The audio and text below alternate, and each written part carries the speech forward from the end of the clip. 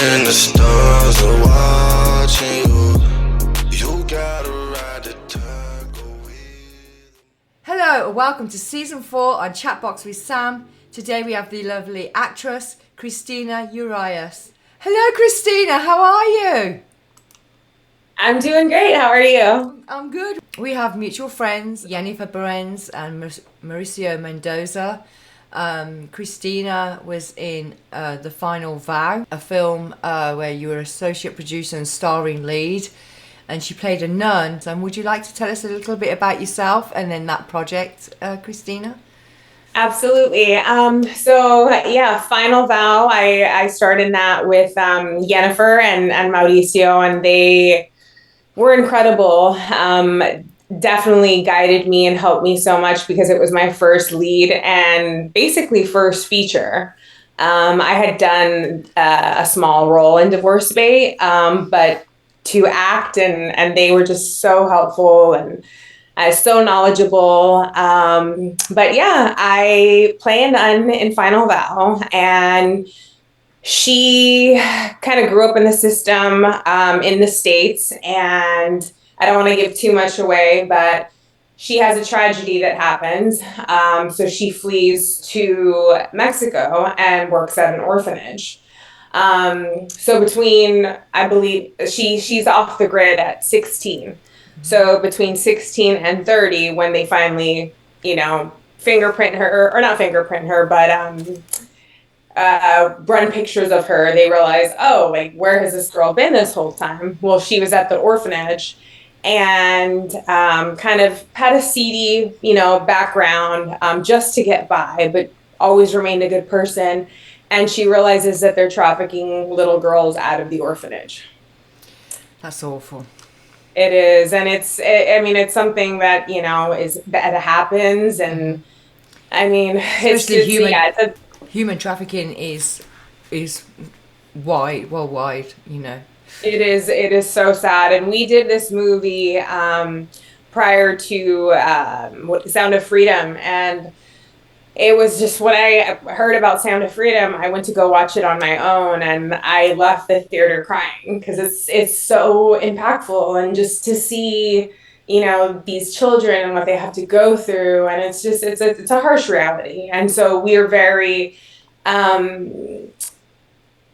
I guess excited maybe not be the word, but we're hopeful that this spreads awareness, and we can make even bigger impact on the world and just create more awareness to something. So what inspired you to work in the industry? What was that moment?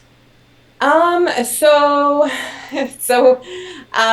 was living in LA, and Ruben Islas, he started this company called Grand Ave, and he had a theater background in college, and he always wanted to write movies. I've known him for 10 plus years, and he's like, I'm going to start this company. I want you to come work with me. And so he hired Candace Del Judas, and she does, more of the corporate side of the company, but she's amazing. And so he's like, but you have to move to San Diego. And I was like, I found it kind of odd because, usually the jobs are in LA, but it works out for us because I love San Diego now. So we started this company 5 years ago. 5.5. And we started acquiring films. Our company has co-produced films with Martin Scorsese, The Card Counter, and different films. We did one with Zoe Saldana this year. And so we started that, and then my boss was like, all right, let's start writing movies. And so we started with Divorce Bait. And Right. So that was a comedy that we co-wrote with 2 other associates. And that's doing really well right now. It's funny. I was watching TV at my friend's house, and I see on like the Amazon banner, it's like Divorce Bait, and I was like, "Did you just watch that?" He's like, "No." And so It's and then awesome. I had a couple friends from my childhood friend actually from Maryland. Well, she lives in Maryland, but she lived in California at the time. And we were best friends when we were in elementary school. And she wrote me a message on Instagram just because, over the years, I mean, numbers change and you lose, contact. And she said, "Oh my God," she's like, "did I just see my childhood best friend on TV?" So, which is a nice feeling. And so a lot of people have seen the movie, and what's the synopsis on Divorce Bait? You said it's comedy, right? Yeah, it's a raunchy comedy. So the movie's about a couple, and they live kind of in a tight-knit community. And so some of their mutual friends begin to get divorces. And then their friends start hitting on each other. Oh no. That are also divorced, and they're like, and she starts questioning her friendship with these women. And well, yeah, isn't that supposed to be the no date zone? The exes? Yeah, it's come on, yeah, don't go there. But also the story was based on my boss's experience with his divorce, right? And so he laughs, but he's like, when I got a divorce, all my ex's friends were like, let's go get coffee. And so we kind of ran with that. Right. And we just, put in a lot of funny little bits. And so basically they pretend to get a divorce. And so they put it on social media. Mm-hmm. And then like clockwork, the women start reaching out to him, men start reaching out to her. Yeah, you're like, where is your loyalty? Well, it is a good way of saying, okay, let's divide our friends from our not really friends, and that would be it, wouldn't it? Exactly. You're like, okay, great. We're not getting a divorce, but this is what we did learn, and these are who our friends are. I'd hate to be on the no friend list.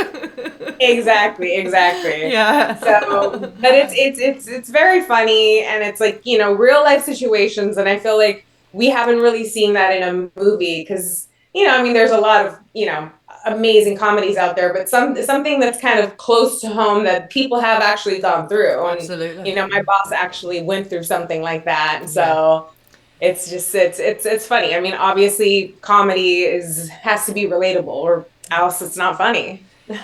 And when they're called out, it has to be one of the top 5 of awkward moments. Right? Yeah, absolutely. Oh, Atypical Pirate we did last year. And it's with Julio Macias, who is on our block. It's a really, really kind of suspense, but also adventure movie. It's about a kid that has autism, but is just a genius with numbers. And I can't really say too much, but it's kind of adventurous. Kind of like think of what's the Nicolas Cage movie where he's trying to steal the Declaration of Independence. Mm-hmm. Yeah. And so it's kind of like that, and it's good. It's fun. I play a small role in that, but it was nice filming in Guadalajara, and it's beautiful, and it looks so much like Europe. Some buildings down there. So I did that. I was born in Los Angeles. So what's your heritage then? Because your name. So I'm Mexican. My mom was born in Mexico. Yes. She's from Jalisco. My father was born in Los Angeles. My grandpa was born in Los Angeles, and then my dad's mom was born in Mexico, but we're also German and Hebrew. So we have mix. Oh, that's lovely. I'm a mix too. Yeah. They say. Where were you were born in Australia? In England. England. I'm sorry. But my father was adopted, and he found his blood parents, and they were Serbian. They're Georgievich, and my mom's Black Irish and French. So yeah, I don't have much English blood in me, but I was born and raised there. I'm a bit of a mongrel, but I think we live longer, just like the dogs, pedigree. Just saying. If you were going to inspire the younger generation, what would be your main focus? If I was going to inspire the younger generation, I've said this before in interviews, and I mean, I'll say it again. I think it's the best advice I could give, is saying yes to opportunities, and yes to smaller roles, yes to, you just never know where it's going to lead. These smaller roles can lead to connections, or you can learn something about yourself that you didn't know you had. And for me, I mean, had been acting for 3 years, and I never thought I would be in this position, and I love it. And I feel like I'm surrounded by people that are so talented. And I just did a movie with Dean Norris, the guy, Hank from Breaking Bad, and Awesome. talk about talented. This guy is just a phenomenal actor, and you just watch him, and just just the mannerisms, and it just he makes it look so simple. And I'm just and it's nice to be on set and to be privy to that, and able to watch them in in their scene, and just it's very inspiring, and it's incredible to see and to watch. Do you have any funny stories from on set? Gosh. I mean, I feel like there's so many. What's your favorite?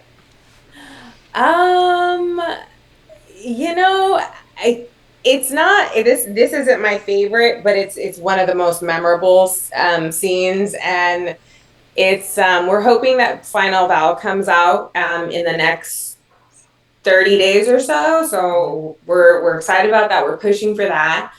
But this was more of a learning and just very just powerful scene for me, and a scene that I'll never forget. But it's a scene where Sister Anne Marie, my character, is raped and left for dead. So she's got to climb out of just this landfill, and most of it was real. Well, all of it was real, but there was maybe 5 trash bags that were fake props. And I remember my team was so incredible. Gibran, he does props, and I remember the blood and everything. There was flies, and every cut, he's over there just trying to shoo the flies away. And so we started filming that. I'm crawling out of this barefoot. It's about 7 a.m, and I'm crawling out, and I have to walk. I'm zip tied. I have a bullet wound, and I'm walking kind of with a limp, and I get to the end of the dirt road. There's nothing there. And we cut, and my boss is a very tough cookie.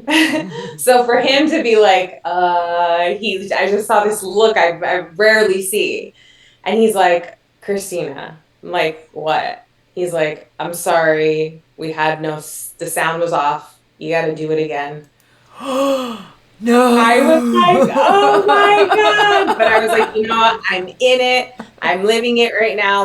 Let's do it. Let's go. Let's go back. Hurry. Let's go. But I could see the compassion in his eyes. He looked mortified to tell me that we had to do it again. But we did.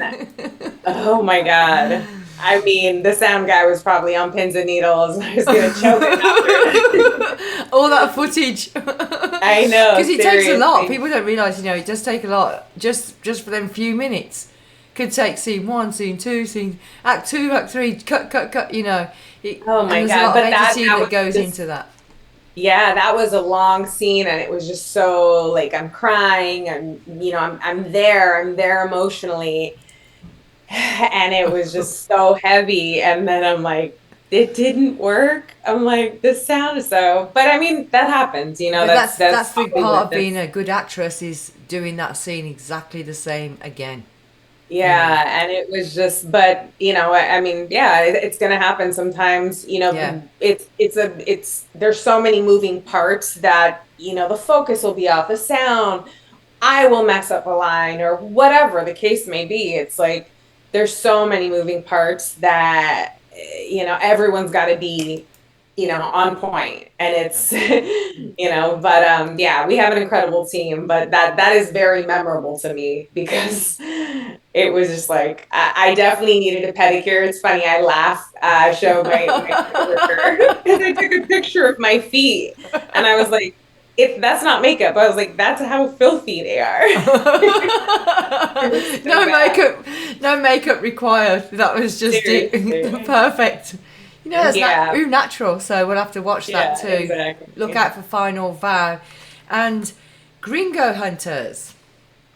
Yeah. So I play a supporting actress, and it's completely different from my Sister Anne Marie character in Final Vow. I play Tracy.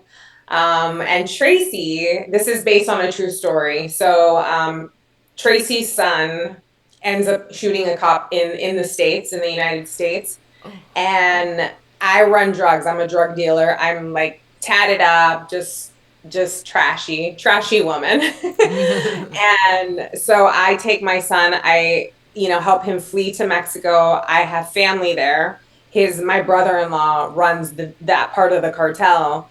And so what we didn't know is that the cop's brother that he shot is like black ops, special ops. And so the whole movie, he's trying to find my son, but then the cops are trying to find him to extradite him back to the United States.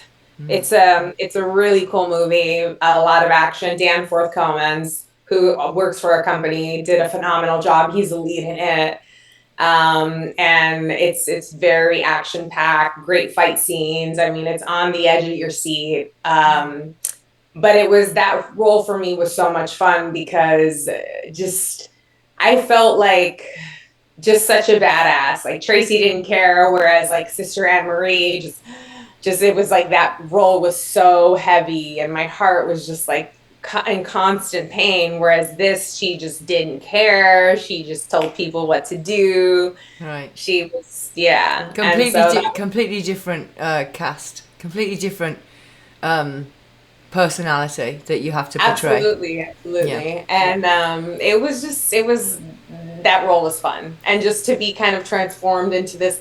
I have maybe 3 tattoos, but I was like decked out in tattoos. My hair, my makeup was crazy, but it was a lot of fun. So we just finished wrapping the second part to that movie. So it's going to be a 3-series movie, and so we did that with Dean Norris. So we did that in Puerto Vallarta, and we finished, I want to say, a month ago. Oh, wow. So we filmed for 3 months down in Puerto Vallarta at this beautiful location. It's like a fisherman town. It's called Boca de Tomatlan, and it's in the jungle. I mean, one of the most beautiful places you've ever seen. It's just gorgeous. And the people, the locals were amazing. Oh. I mean, everything, every location was picturesque. Well, don't ask me to repeat that name as beautifully as you just said it, because it's not going to happen. And Spanish is my first language, so. It's beautiful, absolutely beautiful. But I couldn't do it. I'll be like, blah, blah, blah. That's it. Yeah. I mean, the way you pronounce it sounds so exotically beautiful, just the way you pronounced it. So lovely. You mean Clay? I am. Clay. Yes, correct. I wrote that with Dan Forth-Comans as well. And then I played a role in that as well. I had more of a writing part. I played a smaller role in that, but it's, we had a premiere, just a friends and family premiere in Mazatlan where we filmed it. We filmed it, I want to say maybe a year and a half ago. And that, it's very heartwarming. It's about a man that loses his family.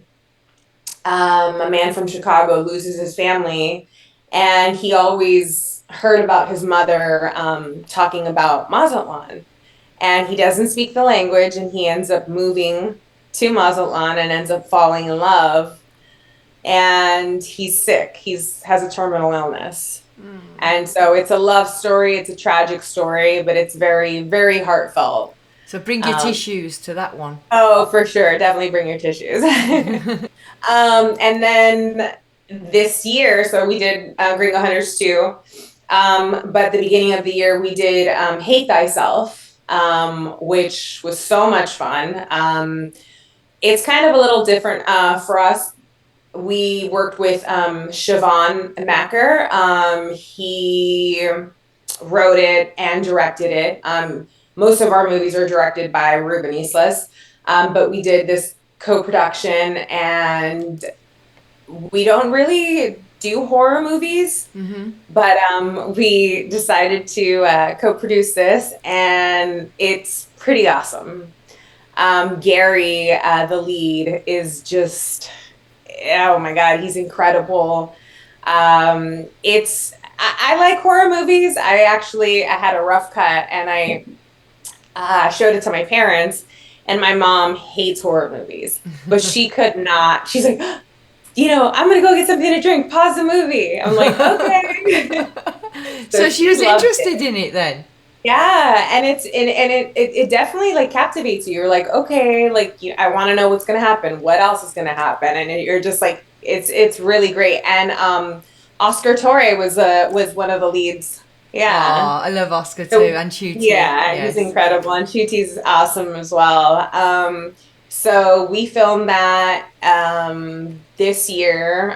We wrapped in January, and we filmed in Baton Rouge, and and so like 2 other suburbs in Louisiana.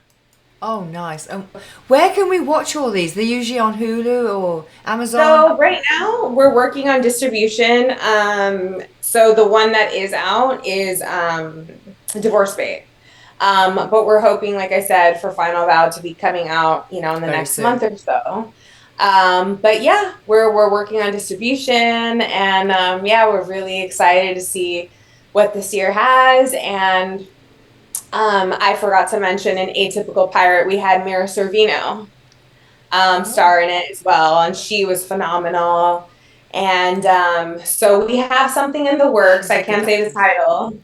Yeah, she's incredible. So I wrote a script. I'm kind of finishing.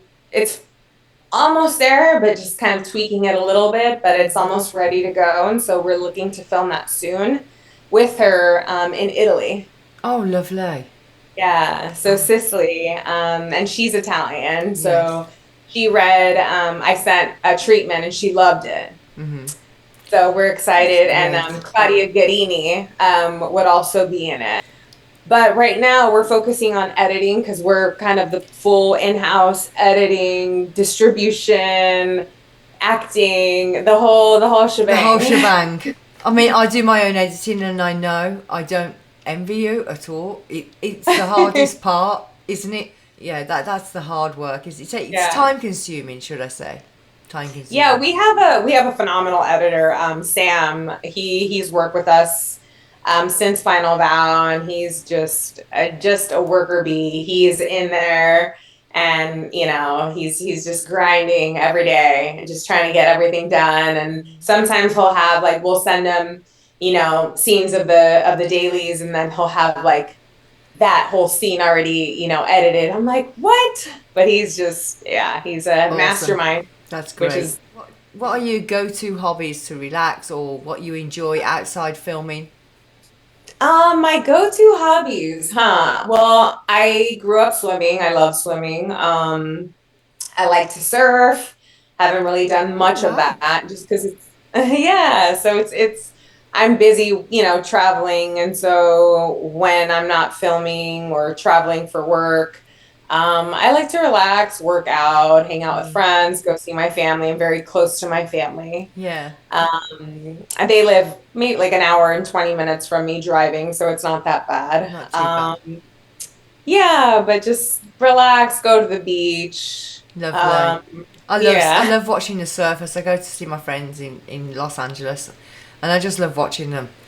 I mean, I've never done it, but actually I body surfed once in Hawaii, but that was all by accident, because I got caught up in the wave and then got thrown forward and then back, and I was laughing that much. I had no strength. I had no Oh strength to yeah. stop myself. So it was a complete accident, but it was hilarious. If this was the last time you were ever going to speak to anyone, any advice you were going to give to anyone, what would you say?